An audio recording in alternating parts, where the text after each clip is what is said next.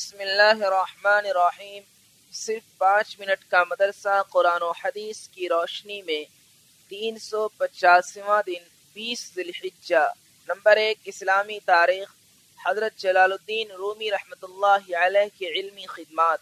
مولانا جلال الدین رومی رحمۃ اللہ علیہ 40 سال میں تمام علوم اسلامیہ کی تکمیل کر کے درس و تدریس، وعظ و نصیحت، فتویٰ نویسی اور علم دین کی خدمت میں مشغول تھے کہ شمس تبریز کو ان کے شیخ کمال الدین جندی نے حکم دیا کہ روم جا کر ایک دل جلے کو روشن کر کے آؤ۔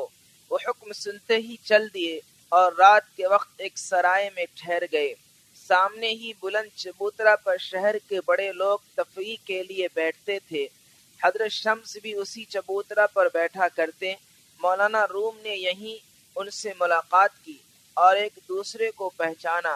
دونوں بزرگ 6 مہینے تک صلاح الدین زرکوب کے حجرہ میں مجاہدہ کرتے رہے۔ اس کے بعد آپ پڑھنا پڑھانا چھوڑ کر شمس کی خدمت میں رہنے لگے۔ ایک لمحہ کے لیے بھی جدا نہیں ہوتے تھے۔ پورے شہر میں شور برپا ہو گیا کہ ایک دیوانے نے مولانا پر ایسا جادو کر دیا ہے کہ اب وہ کسی کام کے نہیں رہے۔ شمس تبریز فتنہ کے خوف سے وہاں سے نکل کر دمشق چلے گئے۔ جدائی کے اس غم میں جلال الدین رومی رحمت اللہ علیہ کسی سے کچھ نہیں بولتے تھے۔ جب کبھی زبان کھلتی تو اشعار پڑھتے تو شاگرد ان کو لکھ لیا کرتے۔ جمع ہو کے یہی اشعار مثنوی بن گئے، جن کے ذریعے عقائد و کلام کی بحث، معجزہ و تصوف، توحید و عبادت، فلسفہ و اخلاق اور سائنس جیسے علوم کی دلکش انداز میں تشریح کی گئی۔ ان علوم سے پتہ چلتا ہے کہ مثنوی صرف تصوف ہی کی کتاب نہیں بلکہ علم کلام کا بھی بہترین مجموعہ ہے۔ بالآخر 5 جمادی الثانی سن 672 ہجری اتوار کے دن علم کا یہ آفتاب بھی ہمیشہ کے لیے غروب ہو گیا۔ نمبر 2، حضور صلی اللہ علیہ وسلم کا معجزہ، کنکریوں سے تسبیح کی آواز آنا۔ حضرت ابو ذر رضی اللہ عنہ فرماتے ہیں، ہم ایک مرتبہ رسول اللہ صلی اللہ علیہ وسلم کے ساتھ بیٹھے ہوئے تھے۔ آپ صلی اللہ علیہ وسلم کے ہاتھ میں چند کنکریاں تھی۔ اچانک ان سے تسبیح کی آواز آنے لگی جس کو ساری مجلس سن رہی تھی۔ پھر حضور صلی اللہ علیہ وسلم نے وہ کنکریاں باری باری حضرت ابوبکر رضی اللہ عنہ، پھر حضرت عمر رضی اللہ عنہ اور پھر حضرت عثمان رضی اللہ عنہ کے ہاتھ میں دی، تو ان کے ہاتھوں میں بھی تسبیح پڑتی تھی، لیکن جب ان کے علاوہ لوگوں کو دی تو کنکریوں نے تسبیح پڑھنا بند کر دیا۔ نمبر 3، ایک فرض کے بارے میں، جماعت کے ارادہ سے مسجد جانا۔ رسول اللہ صلی اللہ علیہ وسلم نے فرمایا، جو شخص اچھی طرح وضو کرے پھر مسجد میں نماز کے لیے جائے اور وہاں پہنچ کر معلوم ہو کہ جماعت ہو چکی، پھر بھی اس کو جماعت کی نماز کا ثواب ہوگا اور اس ثواب کی وجہ سے ان لوگوں کے ثواب میں کچھ کمی نہیں ہوگی جنہوں نے جماعت سے نماز پڑھی ہے۔ نمبر 4، ایک سنت کے بارے میں، موت تک دین پر جمع رہنے کی دعا۔ حضرت ام سلمہ رضی اللہ عنہا نے فرمایا، رسول اللہ صلی اللہ علیہ وسلم اکثر یہ دعا مانگتے تھے، یا مقلب القلوب ثبت قلبی علی دینک۔ ترجمہ، اے دلوں کے پھیرنے والے، میرے دل کو اپنے دین پر استقامت نصیب فرما۔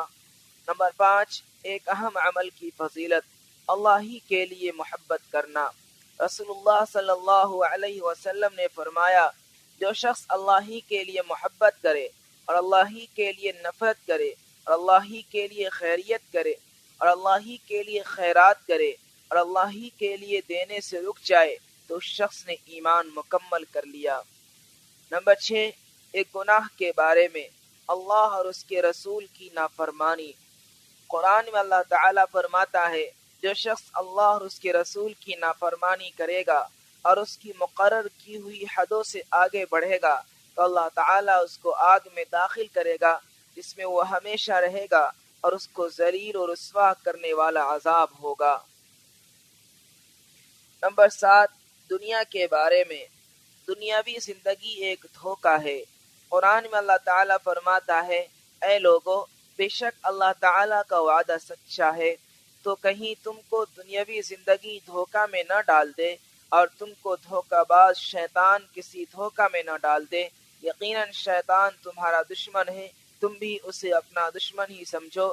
وہ تو اپنے گروہ کے لوگوں کو اس لیے بلاتا ہے کہ وہ بھی دوزخ والوں میں شامل ہو جائیں۔ نمبر 8، آخرت کے بارے میں۔ قیامت میں منہ پر مہر لگا دی جائے گی۔ رسول اللہ صلی اللہ علیہ وسلم نے فرمایا، تم جب قیامت کے دن پیش ہوگے تو تمہارے منہ پر مہر لگا دی جائے گی، اور آدمی کی سب سے پہلی چیز جو بات کرے گی وہ اس کی ران اور ہتھیلی ہوگی۔ نمبر 9، طب نبوی سے علاج، معدہ کی صفائی۔ حضرت علی رضی اللہ عنہ نے فرمایا، انار کو اس کے اندرونی چھلکے سمیت کھاؤ کیونکہ یہ معدہ کو صاف کرتا ہے۔ فائدہ، علامہ ابن قیم رحمۃ اللہ علیہ فرماتے ہیں کہ انار جہاں معدہ کو صاف کرتا ہے وہیں پرانی کھانسی کے لیے بھی بڑا کارآمد پھل ہے۔ نمبر 10، نبی صلی اللہ علیہ وسلم کی نصیحت۔ رسول اللہ صلی اللہ علیہ وسلم نے فرمایا، لوگوں کو اچھی باتوں کا حکم کرو اور بری باتوں سے روکو، ورنہ قریب ہے کہ اللہ تعالیٰ تم پر اپنی طرف سے عذاب نازل کرے اور تم دعا کرو تو تمہاری دعا قبول نہ ہو۔